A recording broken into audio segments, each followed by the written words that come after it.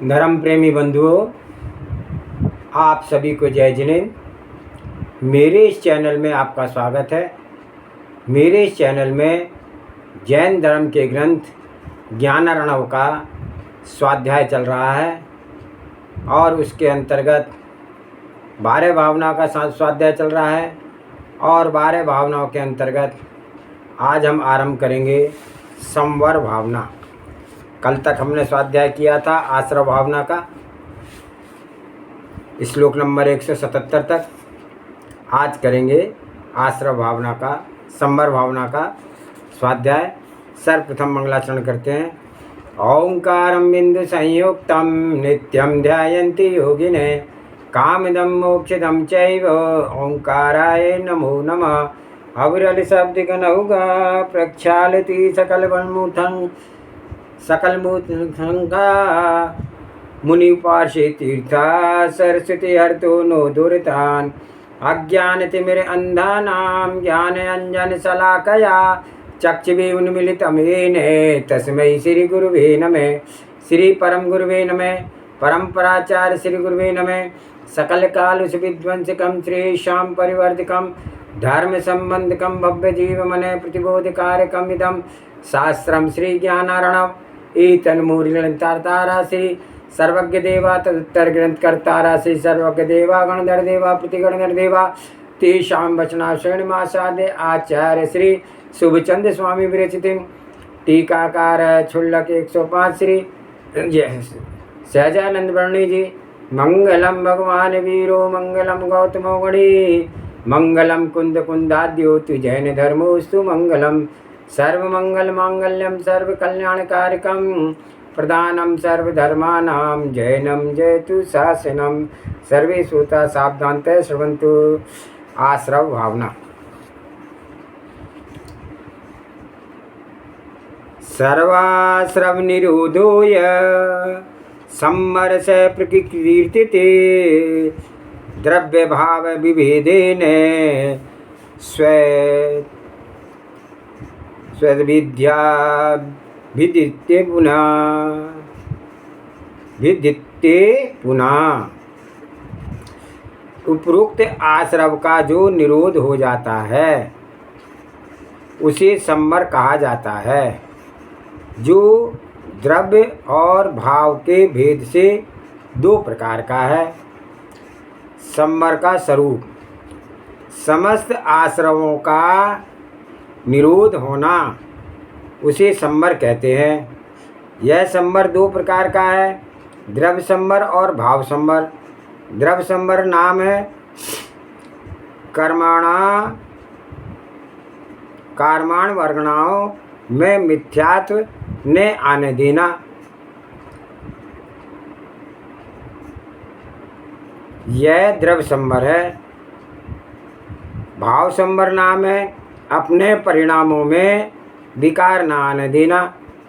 संवर की व्याख्या अध्यात्म सूत्र में यह कही है, विकारानुपत्ति संवरा।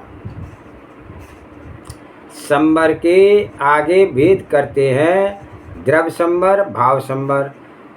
तो जो भेद किए जाते हैं उन भेदों का जो एक मूल है वह स्वरूप दोनों भेदों में लेना चाहिए, तब ऐसा वह भेद है।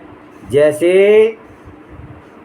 जीव के 2 भेद किए जाए, एक संसारी एक मुक्ति, तो संसारी में केवल जीवपना घटित हुआ और मुक्तिपना घटित हुआ, तब तो वे जीव के भेद हैं।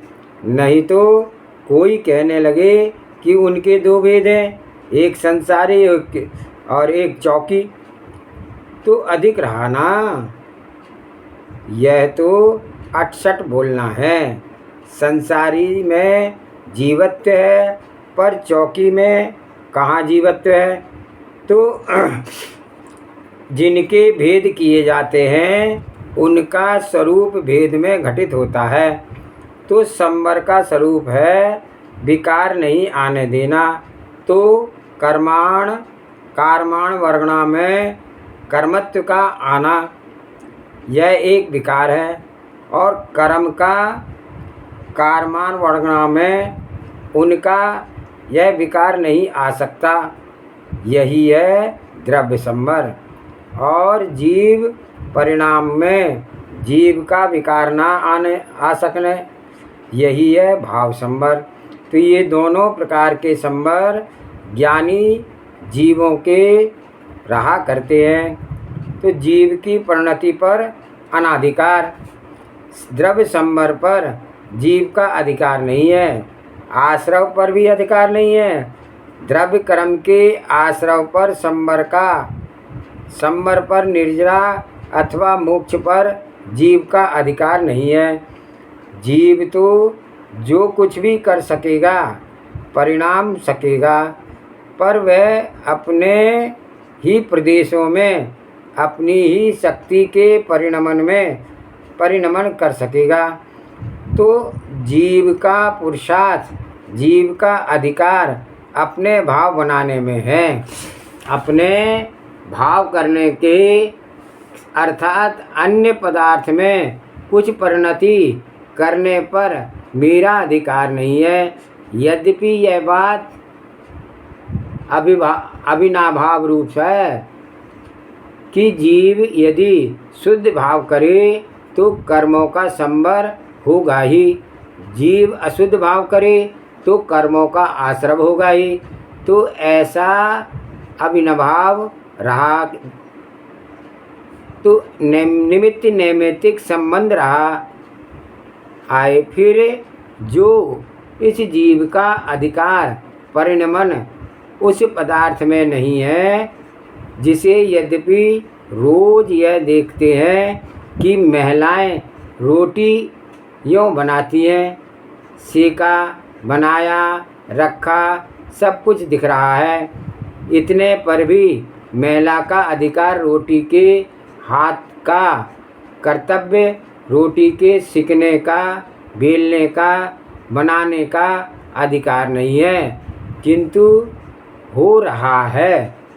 यह अविनाभूत संबंध है। कोई भी पदार्थ अपना परिणमन अपने प्रदेशों से आगे नहीं करता है। तब बतलाओ कि महिला का कर्तव्य कितने तक है। तो बस जैसे हाथ चलते हैं उतने तक कर्तव्य है। उस प्रसंग में प्रत्येक वस्तु किस किस प्रकार परिणमती है, यह सब कुछ वस्तु की बात है। आत्मभावना का आत्मदया। जीव केवल अपने परिणामों की संभाल कर तक ही समर्थ है, उससे आगे कुछ भी नहीं है। पर वह सब निमित्त नैमित्तिक भाव की बात है। तब यही तो हुआ ना कि हमारी ही भावना संसार का नाश कर सकती है, हमारी ही भावना इस संसार को बढ़ा सकती है, इस भावना के ही हम अधिकारी हैं। तब देखिए, जब केवल एक भावना करने मात्र से संसार का हो जाना, मोक्ष का हो जाना इतने बड़े अंतर वाले काम होते हैं, तब हमारा क्या यह कर्तव्य नहीं है हो जाता कि हम ऐसी भावना बनाएं जिससे कि फल से संसार के संकटों से मुक्ति मिल सके। तो हम ऐसी भावना की सृष्टि में लगे हैं। वह भावना शुद्ध आशय बनाने से होती है। आशय की शुद्धता तो खुद के लिए ही बिगाड़ की बात है। हम पर का कुछ नहीं करते हैं। अपना अभिप्राय निर्मल रखने का यत्न करें, यही अपने आप पर सच्ची दया है। श्लोक नंबर 179। यह कर्म पुद्गलादिना विच्छेदन स्यात् पार्श्विना सैसम द्रव्य संवर प्रोक्तो ध्यान निर्धूत कल्मषई। तपस्वी मुनि के जो नवीन कर्म पुद्गलों को ग्रहण का अभाव होता है, इसके ध्यान के द्वारा उस कर्म कालिमा को धो डालने वाले गणधर आदि ने संवर बतलाया है। तो कर्म की कलेश हेतुता द्रव्य कर्म के संवर का स्वरूप इस जीव के साथ क्रोध आदि कसाओं के कारण मन वचन काय के ऊप के कारण हुए बहुत सा विरुद्ध वातावरण लगा हुआ है, अर्थात कर्मों के संग लगा हुआ है। तो ये कर्म इस जीव को बड़े बड़े क्लेश के कारण बनते हैं। आदिनाथ भगवान जो ब्रह्म के रूप में प्रसिद्ध हुए हैं, युग के अंत में जो जनता के आधार थे और इस भरत क्षेत्र में 18 कोड़ा कोड़ी सागर के बाद धर्म के प्रथम नेता हुए थे। वे मुनि हुए। मुनि पद धारण करने के बाद 6 महीने तक लगातार चर्या का रोज जाते थे, चर्या को रोज जाते थे, किंतु अन्न जल का सुयोग ना मिला। ऐसे ही बड़े बड़े महापुरुष नारायण बलभद्रों की ही ऐसी ही कहानियाँ भरी पड़ी हैं। तो ये कर्म इस जीव को बड़े कलेश का कारण है। तो इस समय भी देख लो, बड़ा घर है पर उस परिवार के लड़के या अन्य संबंधी किसी भी विरुद्ध तरीके से उदय वाले हैं, तो यहाँ भी बड़ी विचित्रताएं नजर आती है।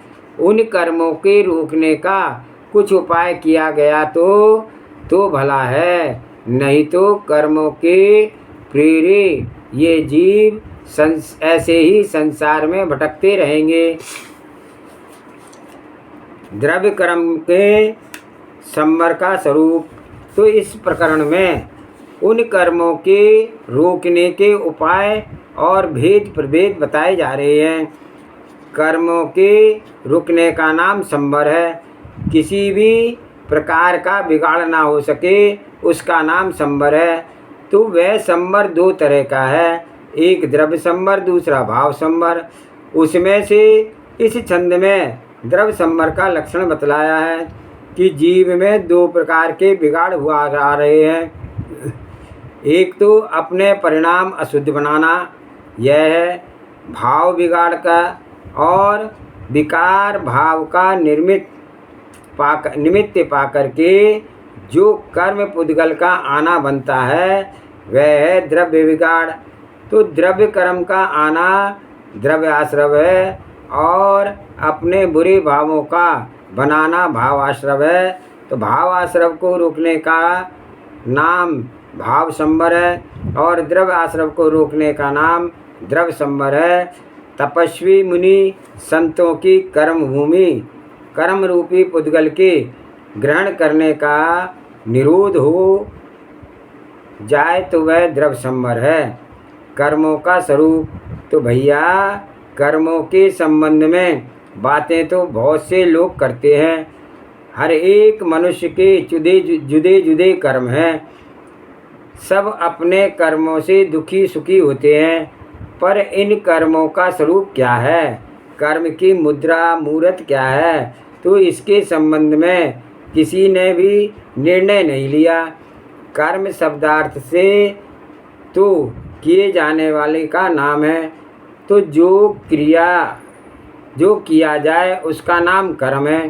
तो जीव के द्वारा परिणाम किए जाते हैं, तो शुभ अशुभ परिणामों का नाम कर्म है। और इन परिणामों का निमित्त पाकर के जो बात बनती है व्यवहार में, अर्थात अनेक कर्म परमाणु कर्म रूप बन जाते हैं, तो वे सब द्रव्य आश्रव है। तो इन द्रव्य आश्रव का आ जाना आना, आश्रव का निरोध हो जाना, इसका नाम है द्रव्य संवर। जैसे पूजा पाठ में कहते हैं ना, लोग अष्ट कर्म विध्वंसनाए, वे 8 प्रकार के कर्म क्या हैं? द्रव्य कर्म बहुत सूक्ष्म, जो जीवों से कभी ना रुके, ऐसे किसी से भी ना निर्वारें। ऐसे बहुत सूक्ष्म पुद्गल हैं जो कर्म रूपी बन जाते हैं, और वे कर्म रूप ना बन सके तो उसका नाम है द्रव्य संवर। तो यह बात उन ऋषि संतों ने बताई है जिन्होंने आत्मा के ध्यान में पाप कर्मों का विघात किया है। ऐसे संतों ने द्रव्य संवर का यह लक्षण कहा है। भाव संवर के समय द्रव्य संवर का स्वयं भावना। तो द्रव्य संवर पर हमारा कुछ वश नहीं है, हमारा वस्तु अपने परिणामों पर है। हम ही स्वच्छंद होकर के बुरे परिणाम करते हैं, तो वह ही विवेक उत्पन्न करके शुद्ध परिणाम भी कर सकते हैं। तो शुद्ध परिणामों के होने पर द्रव्य संवर स्वयं हो जाता है। तो कर्म बिगाड़ने से बिगाड़े भी नहीं जा सकते, और फिर वह अमूर्त आत्मा उन कर्मों का क्या करे। तो यह तो अपने परिणाम बनाता है और पुद्गल कर्मों में कर्म रूप बन जाता है, और कर्म रूप ना बनना, कर्मत्व मिट जाना, ये सब बातें होती रहती है। तो यह द्रव्य संवर स्वयं होता है। अष्ट कर्मों का विध्वंस करना है तो अपने को करने का ही काम है कि ये अपने भाव निर्मल रखें। श्लोक नंबर 180। यह संसार निमित्तस्य क्रियाया विरति स्फुटतम स भाव संवर सज्जत्ये विज्ञे परमागमात्। कि जिस मिथ्यात आदि रूप क्रिया के द्वारा संसार के कारणभूत कर्म का ग्रहण होता है, उस क्रिया के विरत होने का नाम संवर है। यह उस संवर के जानकारों को परमागम से जानना चाहिए। कषायों से जीव की बर्बादी। तो इस श्लोक में भाव संवर का लक्षण कहा जाएगा कि संवर के कारणभूत कर्मों के ग्रहण की प्रक्रिया है, और योग और कर्मों की स्थिति व अनुवाद के कारण है कषाय, और इन अभाव करने का नाम है संवर। तो इसे जीव को क्लेश देने वाली 4 कषाय हैं: क्रोध, मान, माया और लोभ। उन कषायों से कर्म की स्थिति बनती है, तो कर्मों के अनुभाग की तीव्रता आती है, कर्मों का जमाव होता है। तो इन कषायों के विनाश किए बिना हम शांति प्राप्त नहीं कर सकते। कषायों को करके किसी को लाभ नहीं पाया, न लौकिक लाभ पाया, न आत्म लाभ पाया। तो चारों ओर दृष्टि प्रसार करके रखो। क्रोध आदि किसी भी कुछ लौकिक समृद्धि पाली हो, सो भी नहीं देखा जा सकता। क्रोधी पुरुष का आत्मा तो भीतर जलता ही है, और उसे चैन कहाँ। आत्मलाभ से वह कोसों दूर है। क्रोध कषाय इसके करके किसने लाभ पाया है। क्रोध कषाय से हानि का उदाहरण नेमिनाथ भगवान के तीर्थ के समय में एक दीपायन मुनि हुए, जो सम्यक दृष्टि थे। उन्होंने तपस्या के तेज से रिद्धि प्राप्त की थी। इतने ऊंचे ज्ञानी साधु होकर भी दीपायन मुनि पर कुछ शराब पिए लोगों ने पत्थर बरसाए, उनको गालियां दी। बहुत संभाल करने पर भी वे अपने को संभाल ना सके, और उनका क्रोध उमड़ आया, और वह क्रोध इतना तीव्र हुआ कि उसके बाएं कंधे से तेजस शरीर निकला, और तेजस शरीर निकला। यह क्रोध की उनकी सबसे बड़ी स्थिति थी, और उसी समय में उनका सम्यक खंडित हुआ, मिथ्या दृष्टि हुई, और जो तेजस पुतला निकला उसने फैल करके सारी नगरी को भस्म कर दिया, और दीपायन को भी भस्म कर दिया। तो क्रोध में और होता क्या है, क्रोधी जीव दूसरे का भी बिगाड़ कर बैठता है और खुद का बिगाड़ भी करता है। दोनों में बिगाड़ होने का सबसे बढ़कर और क्या उदाहरण मिलेगा। मान माया लोभ कसाय से हानि। मान कसाय करके भी जीव क्या होता है, क्या पाता है? घमंड की बात बढ़गराने से लोगों में कुछ इज्जत नहीं मिलती। सब लोग मन में उसे धिक्कारते हैं। यह कैसा मूर्ख है, कैसा घमंडी है। घमंड के सिवा इसके कुछ काम नहीं है। इससे कुछ अपनी सुध नहीं है, सभ्य नहीं है, नम्रता नहीं है।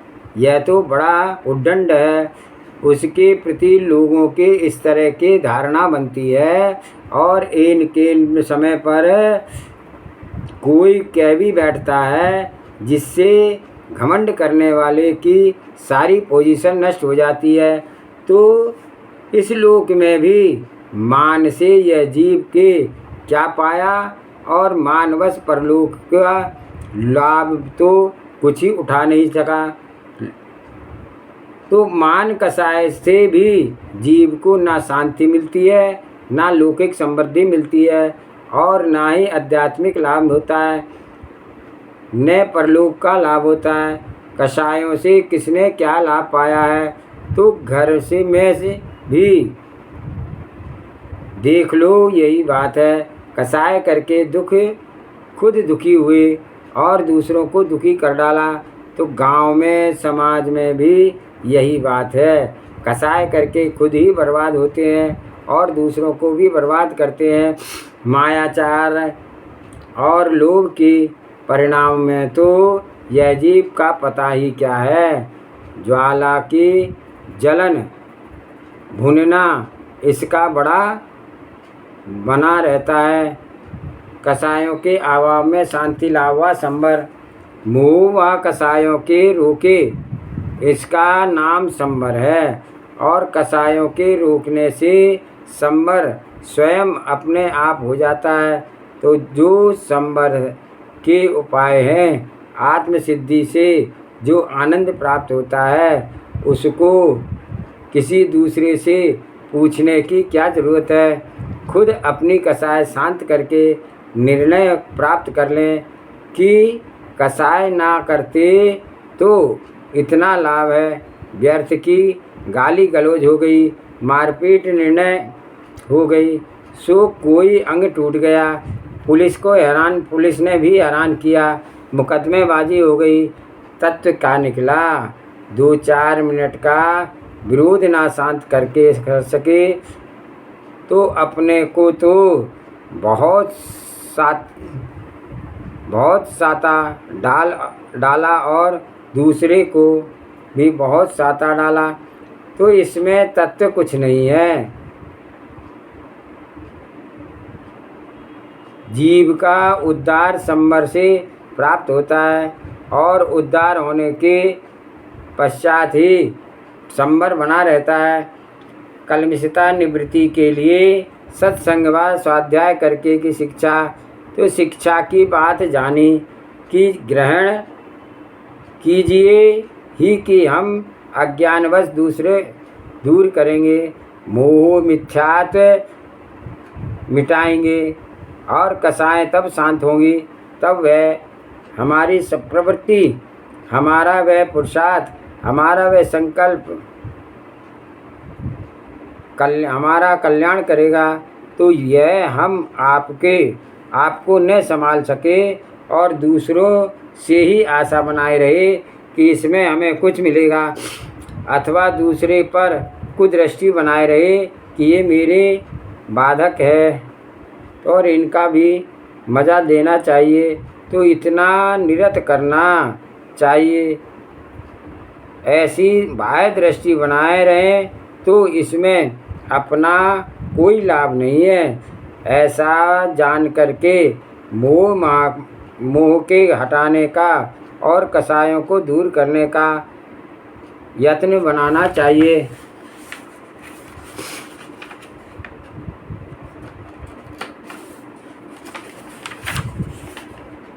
यह यत्न मिलेगा स्वाध्याय से और सत्संगति से।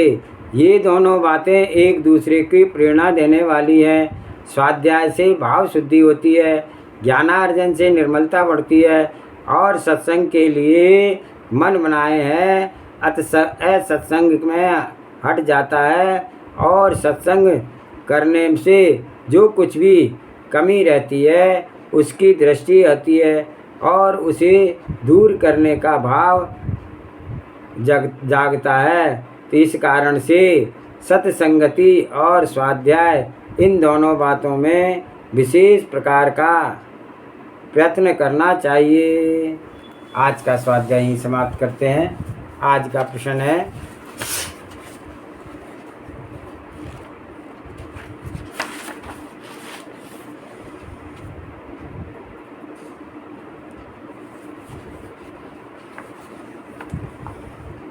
शिष्य ने कहा, हे दया निधान, पुत्र का वियोग ना होए सो कौन पुण्य थे। तब गुरुजी कहते हैं, पर भव में पर के पुत्र का वियोग सुन करके दया भाव करके बाको पुत्र का मिलाप वांछा होए तथा काहू का गया पुत्र बहुत दिनों के विषय में मिलाप भया सुन देख कर सुखी भया हो तथा किसी के पुत्र कोई दुष्ट बंदी में ले गया है सुन करके ताको धन दे करके तथा जोरी से छुड़ाया हो जाका पुत्र वाको दिखावा होए तथा कोई पशु का पुत्र छुड़वा कर देखा ताकि दया करे तलाश करके लाया ताके पुत्र का संयोग कराया आदि करा दिया होए तथा कोई के ही पुत्र का वियोग नहीं वांछा होए इत्यादि पुण्य भावनाओं से पुत्र ना बिछड़े का लाभ प्राप्त होता है। जावानी के ज्ञान से सूझे लोकालोक सो वाणी मस्तक नमु सदा देत हूँ लोग। हे जिन वाणी भारती तोय जपो निर्लयन जो तेरी शरणागे सो पावे सुख चैन। देव बजो अरिहंत को गुरु सेवा निर्गंत दया धर्म पालो सदा यही मोक्ष का पंथ। 9 बार नमोकार मंत्र।